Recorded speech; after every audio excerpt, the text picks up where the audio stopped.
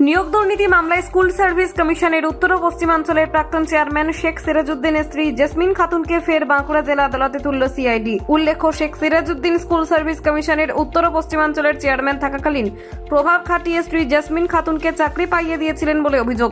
2015 সালে school service কমিশনের বাতিল প্যানেল থেকে 2019 সালে নভেম্বর মাসে ইন্দোপুরের ভর্তা গ্রামে শ্রী দুর্গা বিদ্যায়তন হাই স্কুলে জেসমিন খাতুন শিক্ষিকা হিসেবে কাজে যোগ দেন বলে জানা যায়।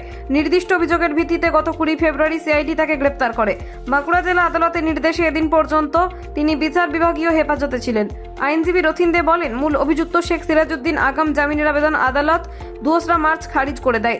এদিন জেসমিন খাতুন সহ শান্তিপ্রসাদ সিনহা, অশোক কুমার সাহা, অলোক কুমার সরকার গ্রেফতার হয়েছেন বলে তিনি জানান। জেসমিন খাতুনের স্বামী শেখ সিরাজউদ্দিন উনি চেয়ারম্যান ছিলেন। উনি গত 2 তারিখে তার আগাম জামিনের আবেদন বাঁকুড়া জেলা আদালত খারিজ করে দেয় এবং আজকে যারা অ্যারেস্ট হয়ে এসেছিলেন তাদের মধ্যে আছেন, আজকে হিয়ারিংয়ের ডেট ছিল, শান্তিপ্রসাদ সিনহা, তিনি হচ্ছেন অ্যাডভাইসার, আর অলোক কুমার সরকার ডেপুটি সেক্রেটারি স্কুল এডুকেশন, এবং জেসমিন খাতুন যার নিয়োগ নিয়ে এই মোকদ্দমা, তারা অ্যারেস্ট হয়ে এসেছিলেন। আজকে হিয়ারিং হয়েছে। এরপর এখনও পর্যন্ত অর্ডার দেননি।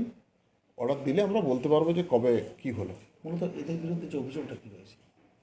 চাকরিতে নিয়োগ সংক্রান্ত দুর্নীতি, এই মেন এলিগেশন।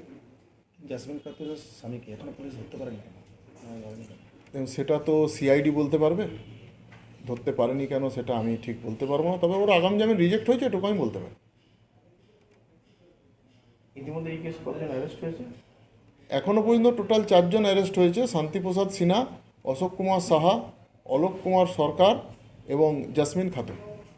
আর কি কিছু অ্যারেস্ট সংখ্যা রয়েছে? দেখুন, এখন পুলিশি তদন্তে যা উঠে আসবে, পুলিশ সেরকম তদন্ত অনুযায়ী কাউকে অ্যারেস্ট করবে।